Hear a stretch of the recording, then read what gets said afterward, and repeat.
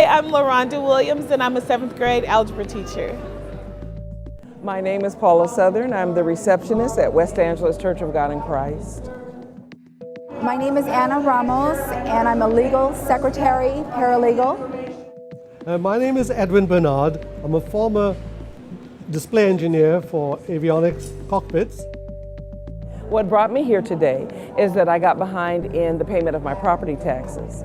My lender paid those taxes for me, but they wanted immediate repayment, and that increased my, my monthly note by 100%. Over 2 years ago, I was laid off because the company I worked for changed their focus, their business focus, and the skill sets I had was inadequate for what they needed. I tried to get other jobs, but unfortunately, I couldn't. This home actually was my grandparents' home that I inherited in 1982. And so it's been in the family since 1961. And it was quite a great accomplishment for my grandparents. And it's always been something I've been proud of. So to think that I would be the one that might ruin this legacy is very distressing. Well, this is our first home in the United States of America. We came here in the 80s, and we saw our home being built, and we really grew up in this neighborhood and grew up with our family. We saw the children in the neighborhood grow up. We had a son who we adopted from Mother Teresa's orphanage in Calcutta, and when he heard that we might be losing our home, he was appalled because to him this is home. So this is where we have our roots. We've never lived anywhere in the world as long as we've lived here. And we've lived in India, in England, in Canada. And so this is home to us. It has affected the family in that we've never really experienced anything like this. And my children are adults, but still everyone was concerned. I mean, you know, here we've had this home for all these years, and suddenly there's no one that's willing to work with you to resolve the issue. And the letters started coming saying, do you want to file for foreclosure? Well, no, I don't want to do that. I want to resolve the issue, and I'm willing to resolve the issue if someone would speak with me. So it's been stressful and hard on all of the family, children and grandchildren. And so it was reassuring for everyone to know that I was coming to a seminar today and that there is help.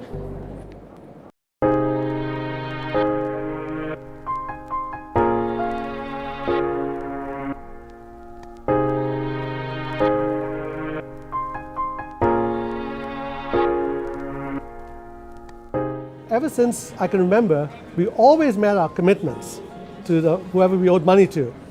And to not be able to do that is very, very disconcerting. And the fact that we might lose our home, you know, that's really very, very troubling. I think the hardest thing is the dream of having a home, because at this point, my entire life was to be a mother, to be an educator, and to be a part of America by owning property. But now I'm to the point like, it's too much work. Do I really want to own? Is it better for me to go ahead and rent? The most difficult part about this is that I could not resolve this with my lender one-on-one. Calling them, getting endless automation, getting a customer care person that couldn't help. I can say that this is something that truly belongs to me, so it's worth fighting for.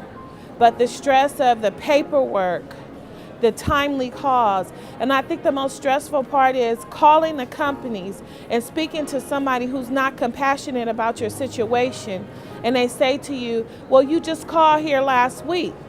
And it's like, I'm gonna call you every week because this is my house and this is the dwelling of my children, and I'm not willing to lose that.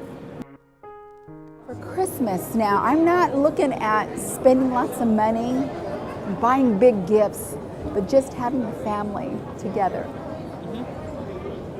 And money-wise, I trust in God. So God has been there for me, and He led me here.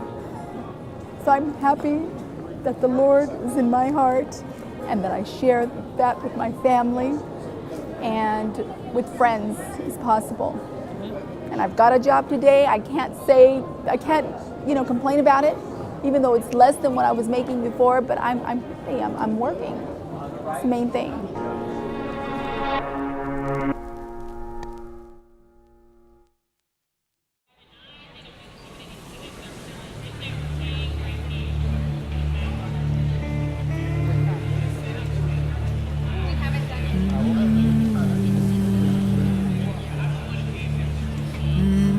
I'll tell you what was the biggest advantage of coming here. Until now, when we were in foreclosure, when we called numbers, nobody in the bank's hierarchy knew anything of what was available to us. We received letters in the mail imploring us to seek help at the bank, saying, "We have got plans for you, call us." So we called the numbers there, and the people over there were like, "Why call us? You need to speak to somebody else." We couldn't get to anybody in the phone system who would help us the way the letters said. There was no face, there was no real person. I called on Friday, and the gentleman told me that all my documentation was in, don't worry, it's at the underwriter. And something told me to call back. I called right back, and another agent told me I'm missing my financial statement and my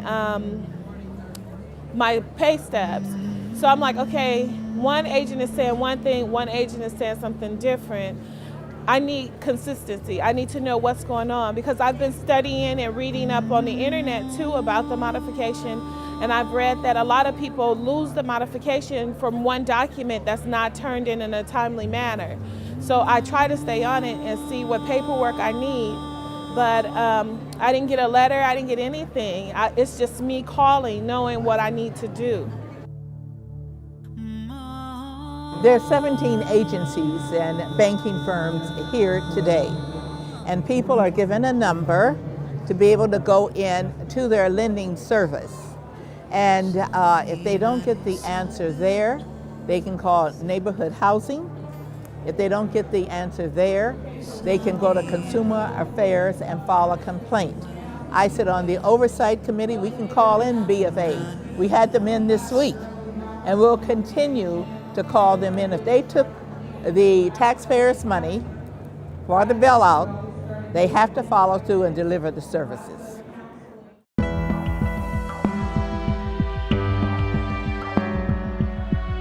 Well, if anybody else has second thoughts about coming to expo like this, don't even give it a second thought. Come and take advantage of it, because you'll definitely get more than what you put into it.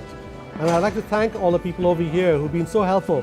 I mean, it was very well run and very well organized, and I'm very impressed with the whole setup. Thank you. For those that are still sitting at home, I would say it is worth it to come out here and talk to someone to see if they can help you. At least you have that information, and if they can't help you, they have some suggestions on what you might be able to do. It is worth it. Why sit at home and just get the letters and then lose your home?